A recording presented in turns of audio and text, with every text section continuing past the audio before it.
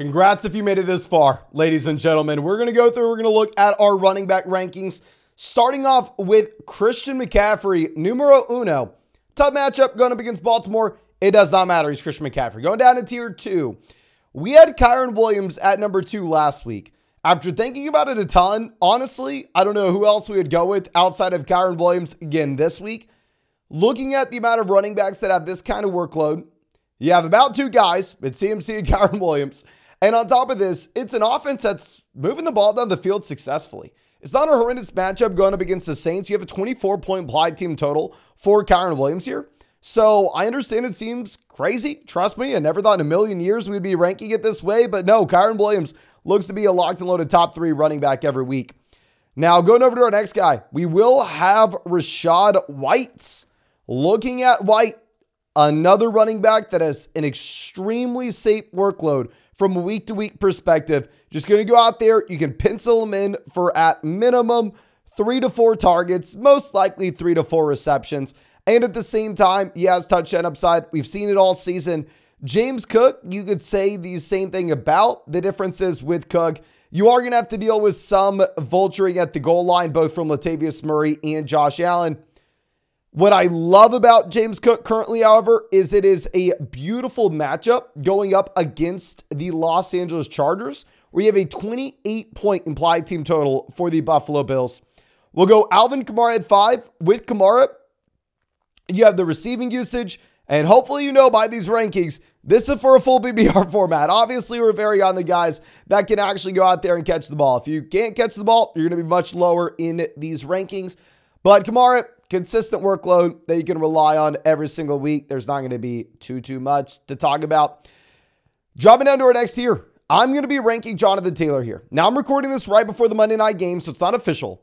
But I do look like I'm advancing a Best Ball Mania team that has both Jonathan Taylor as well as Tyreek Hill on it. So I could not be more excited about the thought of Jonathan Taylor coming back this week and in Best Ball Mania on Underdog, me being one of the very few, if one of the only teams that has both Jonathan Taylor and Tyreek Hill with an elite level ceiling. So I'm very biased here. I'm hoping that Taylor has a massive game. It's a fine matchup going up against Atlanta. The last report that we got with Taylor is doing well. Hopefully he plays, ladies and gentlemen. Jahmyr Gibbs will be our next guy at 7. Gibbs has the receiving usage. Difference between him and guys like White, Cook, is just David Montgomery's obviously better and will have a larger role. Going over to our next guy, we will have Tony Pollard at 8. With Pollard should be playing the highest scoring game of the week going up against the Miami Dolphins. You have the Dallas Cowboys offense completely implode going up against the Buffalo Bills. But right now you have Vegas Sportsbooks giving them a 25-point implied team total. So you actually have a respectable mark on what we should be expecting from this team. Now, going over to our next 2 guys, we will be looking at Devon Achane as well as Raheem Mostert.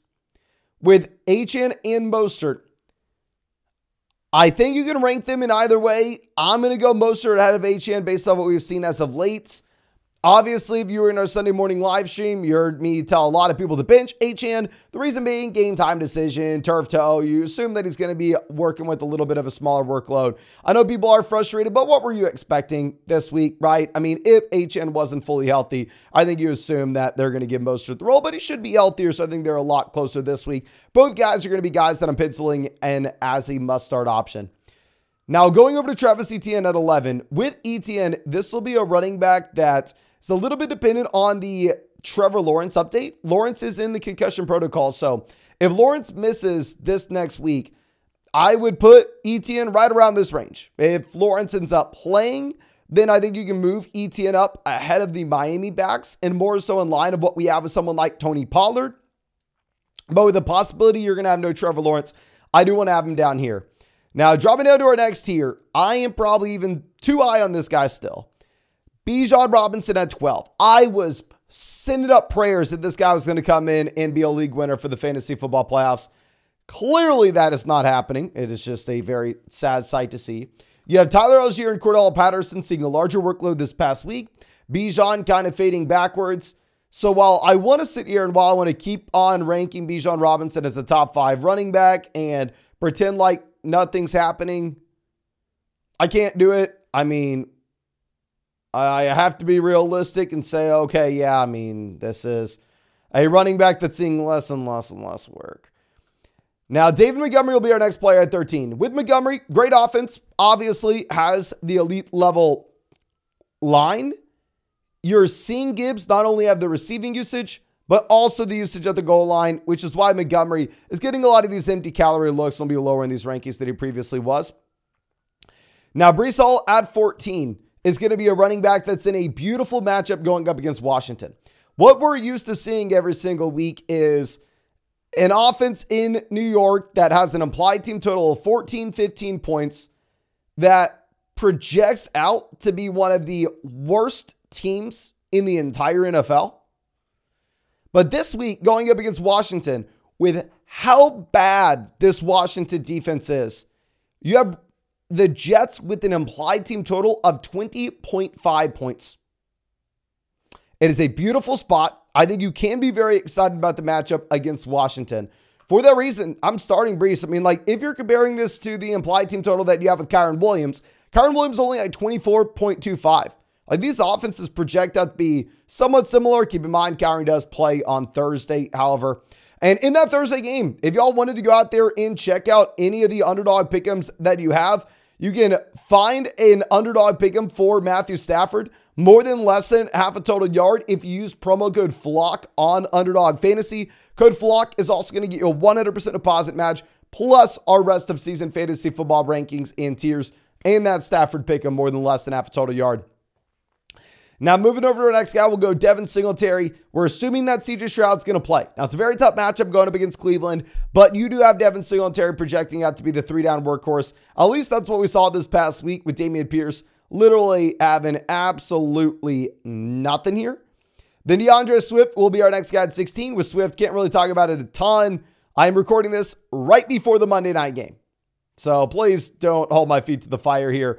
Josh Jacobs at 17 will be a running back that we're going to have to continue to monitor the injury updates with. I will be updating these rankings for the flex options later in the week here, ladies and gentlemen. Isaiah Pacheco will be our next guy in here at 18. I want to reiterate, we are going to be updating these injuries later in the week with those flex rankings. We'll go Saquon Barkley in here at 19. With Barkley, not only are you dealing with the fact that this is a running back that is now playing less and less in this offense, not only are you dealing with the fact that this is one of the worst offenses in the NFL, but at the same time, this is a very tough matchup going up against the Philadelphia Eagles.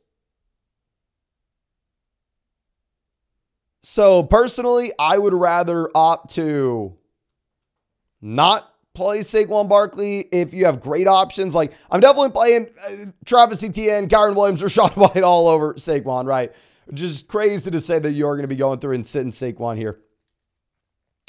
Now, Zeke Elliott will be our next guy at 20. Very difficult to rank Zeke just because we don't know the update that you have with Ramondre Stevenson. If Ramondre plays, then obviously there is no way in hell that we are going to go through and we are going to play Ezekiel Elliott. But if you have no Ramondre, while Zeke's in one of the worst offenses in the NFL, while he doesn't really have much juice left, he will be a player that just goes out there and consistently gives you a ton of touches, which makes him startable. James Conner will be our next running back here. James Conner, actually pretty good matchup going up against Chicago, where you do have a 20-point implied team total against the Bears. This Bears defense isn't necessarily great. I mean, they have a good pass rush now they got Sweat in, but still, right now you have Vegas telling us that the Cardinals are going to be able to move the ball down the field. Conner looked good against the Niners. Conner did begin to get a little more involved as a receiver as well, which I think definitely matters here if you're ranking him.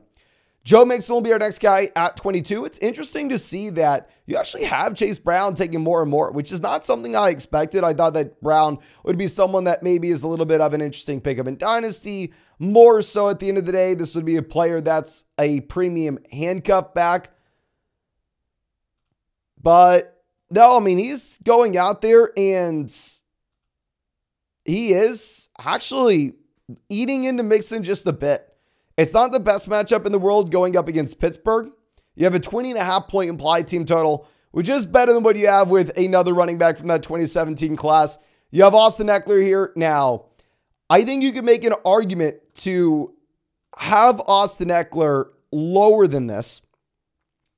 My thing is, with Brandon Staley being fired, I think the new coaching staff coming in, you have the outside chance that they just say, oh, okay, well, let's take an objective look from this offense. What are our weapons? How do we get the ball in the hands of said weapons? And they say, you know what? Austin Eckler really is the only guy here. If Staley was still in as the head coach, I think you would make the argument that Eckler is much lower than this. It's a tough matchup going up against Buffalo, where Buffalo just completely destroyed the Dallas Cowboys. And you only have a 14.5 point implied team total here for the Chargers. Now, dropping down to our next tier, we're going to go Aaron Jones. I mean, I know we're not going to do Aaron Jones. I can't. Instead, we will go with Derrick Henry, Javonte, and Kenneth Walker all ahead of Aaron Jones. Derrick Henry, horrendous week this past week. I mean, I thought this was the week you'd actually want to start the guy because he had no Stroud. I thought the Titans were going to be able to win this game. I thought they were going to be able to run the ball in the second half. Oh my gosh, we were wrong here. Derrick Henry actually had more carries than he had rushing yards, which is just laughable to see. The matchup against Seattle is kind of whatever. You are going to have to monitor what we have with the quarterback situation. It is very difficult to rank him as of now.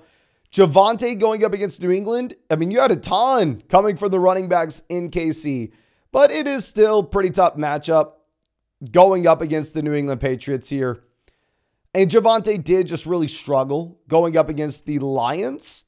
Kenneth Walker will be that next guy. I'm recording this right before the Monday night game. If Kenneth Walker goes out there and he starts seeing some involvement on third downs, he will move up these rankings dramatically. And then we'll go with Aaron Jones at 27. If you're looking at Aaron Jones, I was initially saying, yeah, I don't want to start this guy's first week back. I mean, they were very conservative on him early in the year. Then A.J. Dillon was ruled out. And I was like, oh, okay, I guess we can start him. Yeah, and then he still split the backfield regardless. Player that's going to be very difficult to get excited about. It is a good matchup going up against Carolina, though. Like, the one reason I would want to rank Aaron Jones a little more aggressively is because while Carolina did just shut down our guy Bijan when we were excited about him, I do want to go in and attack this defense. Chuba Hubbard will be our next guy. With Hubbard, he is the full-blown starting running back here. I mean, I don't think anybody's going to argue with that at this point. The thing is, you have a 16-point implied team total. Vegas is telling us the Panthers should still be one of the worst offenses in the NFL. Ty Chandler will be our next guy at 29. Chandler could easily move up these rankings if we get confirmation that Alexander Mattison is out. I just want to be very clear here. You'll see Ty Chandler much higher in these rankings if you have no Alexander Mattison later in the week. I just don't want to rank Ty Chandler at like 20 and then Alexander Mattison plays and then people still end up playing Ty Chandler for whatever reason. Gus Edwards will be our next guy at 30. So you have no Keaton Mitchell. So no Keaton Mitchell. This goes back to being a two-man running back by committee rather than a three-man running back by committee. However, if you are looking at Gus Edwards, you're going up against the Niners. It's one of the very few games where you actually have the Ravens as dogs, and they're pretty big dogs in this game as well. I believe they are 4.5 point dogs against the Niners. Brian Robinson will be our next guy at 31. If you are looking at Brian Robinson, 17.5 point implied team total going against the Jets. Not super excited about it. We don't know if he's going to be good to go. Ford will be our next guy at 32 with Jerome Ford. Splitting the backfield with Hunt. I mean, they actually got the third running back involved. And then we'll go last but not least, back-to-back Pittsburgh backs with Warren and Najee Harris. Not excited about either one of these guys. Reiterate what we've said all year. If you're desperate, you can start them and sit up a prayer one of them scores a touchdown. But the reason you roster them is because if you were to have an injury to one or the other, then the other guy would become exciting. If you have an injury to Najee Harris, Jalen Warren's great. If you have an injury to Jalen Warren, Najee Harris would be okay. But yeah, they're both healthy. It is very difficult to be excited about either one. But I think that should be it for this video. If y'all enjoyed it, please go down there, hit that like button.